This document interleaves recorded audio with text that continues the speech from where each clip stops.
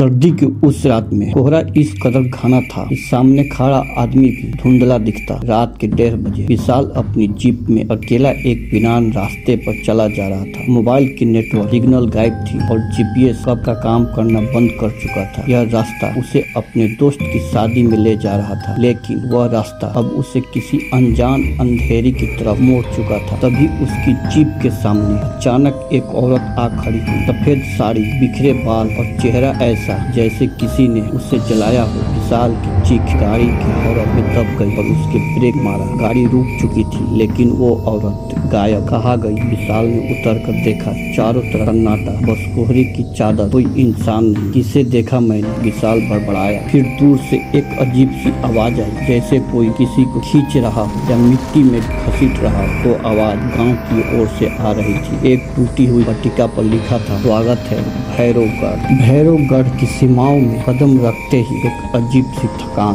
विशाल के शरीर में समा गई। ऐसा लगा मानो इस गांव की हवा में भी कोई बोझ था, कोई अनदेखी परछाई जो उसकी आत्मा को रुमती जा रही थी। गांव की सड़कें वीरान थी, कच्चे रास्ते, मिट्टी से सनी पगडंडियां और दोनों ओर उगे लंबे लंबे देवदार के पेड़। लेकिन इन पेड़ों से आती हवाओं में कोई जीवन नहीं था, बल्कि जैसे उनमें से कोई देख रहा हो, निगाहें टिकाए सांस में।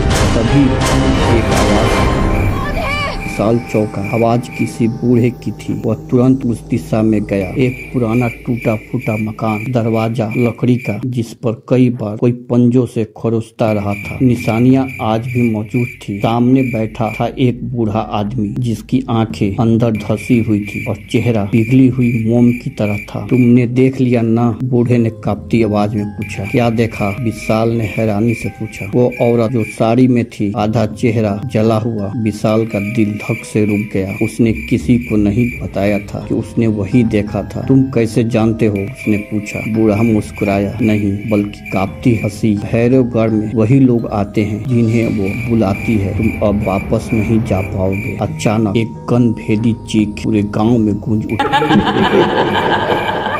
विशाल का कलेजा कांप गया। वह बूढ़ा वही नीचे गिर पड़ा और उसके मुंह से बस यही निकला, रात हो रही है, देवदार के पेड़ों से दूर रहना। वहाँ वो चलती है। और फिर बूढ़े की सांस थम गई। विशाल अब अकेला था, भैरवगढ़ के बीचों बीच। रात की शुरुआत और एक आत्मा की तलाश में चलने वाली बला जो देवदार के पेड़ों के पीछे देख रही थी। कोहरा अब और घना हो चुका था। आसमान में चांद तो दूर, तारों की एक झलक भी नहीं थी। पूरी रात जैसे किसी काले पर्दे में लिपटी हुई थी। गांव में हर तरफ सन्नाटा पसरा था, लेकिन उस सन्नाटे के भीतर भी एक अजीब सी सरसराहट गूंज रही थी, जैसे कोई लगातार किसी की सांसें सुन रहा हो। विशाल अब बूढ़े की बातों से हिल चुका था। वो औरत, आधा चेहरा जला हुआ, भैरवगढ़ में वही आता है जिसे वो बुलाती है। यह सब अब उसके कानों में गूंज रहे थे। वो गांव के बीच में एक टूटी हुई हवेली के सामने पहुंचा। हवेली के पास एक बहुत ही पुराना कुआं था, पत्थरों से घिरा हुआ, और उसके ऊपर एक लकड़ी की चरखी जंग खा चुकी थी। लेकिन जो बात सबसे डरावनी थी वो ये कि उस कुएं के चारों तरफ लाल रंग से कुछ लिखा हुआ था, मत देखो नीचे, नहीं तो वो ऊपर आ जाएगी। विशाल को भरोसा नहीं हुआ। यह कोई पागलपन है या डर फैलाने का जरिया। उसने मोबाइल निकाला, टॉर्च ऑन की, कुएं में झांक कर देखा। नीचे सिर वाला अंधेरा, लेकिन तभी छप छप जैसे कोई पानी में हिला हो। कौन है? विशाल चिल्लाया। कोई जवाब नहीं। लेकिन फिर टॉर्च की रोशनी कुएं में डालते ही विशाल को एक ऐसा साया दिखा। एक औरत, गीले बाल, जलती आंखें और साड़ी से लिपटा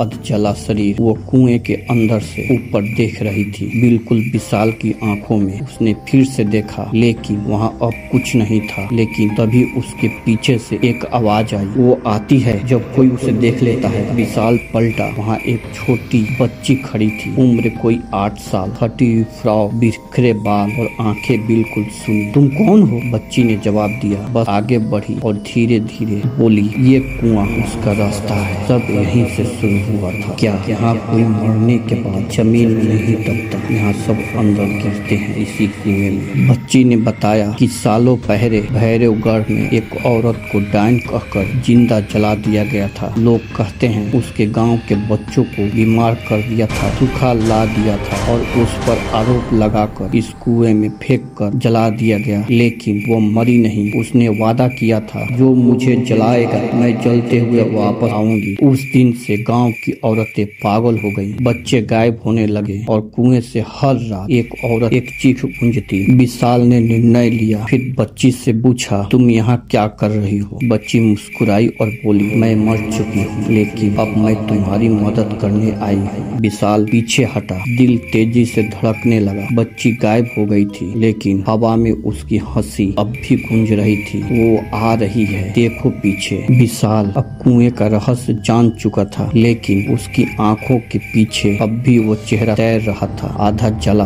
आधा जिंदा। भैरवगढ़ की रात गहराती जा रही थी। विशाल के चारों तरफ कोहरा और सन्नाटा पसरा था, लेकिन उसके मन में यह तूफान चल रहा था। अब उसे समझ आने लगा था, यह गांव एक सांप है और उस सांप का केंद्र है वो कुआं और वो औरत जिसकी आत्मा जलती हुई लौ बनकर अब भी इस गांव में घूम रही है। विशाल ने तय किया, वह इस गांव से बाहर जाएगा किसी भी कीमत पर। भोर से पहले ही वह अपनी जीप की ओर भागा। जीप वहीं खड़ी थी जहां छोड़ी थी। उसने जैसे ही दरवाजा खोला, सीट पर कुछ रखा हुआ था, एक पुराना धुंधला फोटो। उस फोटो में एक लड़की खड़ी थी, सफेद साड़ी में, आधा चेहरा जला हुआ। फोटो के पीछे एक तारीख लिखी थी, 31 अक्टूबर 1978, श्याम की शादी। श्याम। विशाल ने नाम दोहराया। क्या यही वो औरत थी? लेकिन तभी गांव के अंदर से कुछ आवाजें आने लगी, ढोलक, शहनाई और बारात की जोर की आवाजें। विशाल हैरान रह गया, इतनी रात को कौन शादी करता है? वह वापस गांव की ओर गया और ये क्या, गांव के बीचों बीच एक पुरानी बारात सजी थी। लाल झूमर, सजावटी फूल, घोड़ा और सफेद घोड़ी पर बैठा दूल्हा, लेकिन सबके चेहरे ढके हुए थे। सब बाराती बस एक जैसी पोशाक में थे, लेकिन उनके चेहरे ढके हुए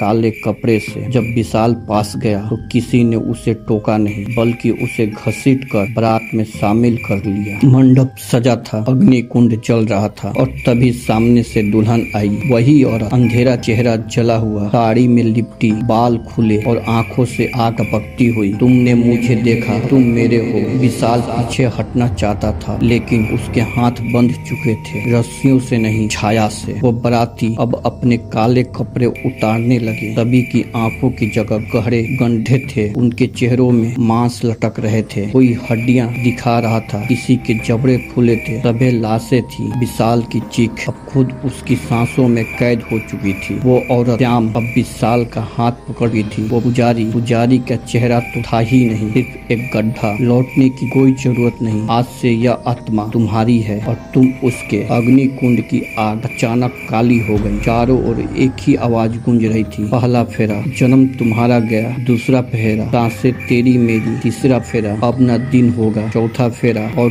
तू भी अब जलता रहेगा। अब विशाल उस काली शादी का हिस्सा बन चुका था, लेकिन उम्मीद बाकी थी। उस मासूम बच्चे की बात, अगर तुम श्यामा की अधूरी कहानी जान लो तो उसे मुक्ति मिल जा सकती है। रात गहराती जा रही थी, बारात के दृश्य आंखों में समाये थे और विशाल की रंगों में अब भी डर कांप रहा था। वह मंडप से किसी तरह निकल भागा था, लेकिन उसके कानों में अब भी वही शब्द गूंज रहे थे, चौथा फेरा, और तू भी अब जलता रहेगा। भागते भागते विशाल गांव के बाहर एक छोटे से मंदिर तक पहुंचा। यह वही जगह थी जहां बच्ची ने कहा था, श्यामा की अधूरी कहानी जाननी है तो वहां जाओ, जहां उसकी आत्मा जलने से पहले पुकार रही थी। मंदिर वीरान था, घंटियां जंग खा चुकी थी, भगवान की मूर्तियां टूटी हुई थी, लेकिन सबसे डरावनी बात थी, मंदिर के नीचे एक गुप्त तहखाना था और उस पर लिखा था, यहाँ सत्य छिपा है और सत्य भी कभी कभी जिंदा जलता है। विशाल ने मशाल जलाई और सीढ़ियां उतरने लगा। सीढ़ियां गीली थी, हर दीवार पर उंगलियों के खरोच थे, जैसे किसी ने बाहर निकलने की बहुत कोशिश की हो। नीचे एक कमरा था और उस कमरे के बीचों बीच रखी थी एक पुरानी लकड़ी की संदूक। विशाल ने जैसे ही संदूक खोली, एक तेज चीख गूंज उठी, छूना मत, मेरी अतीत मत छेड़ो। लेकिन उसने देखा एक डायरी, एक काली साड़ी, एक टूटी हुई कंगन और खून से सना एक लिफाफा। डायरी पर लिखा था, श्यामा मेरी अंतिम पुकार, 13 अक्टूबर 1978, मेरी शादी है आज, पर मेरी रंगों में डर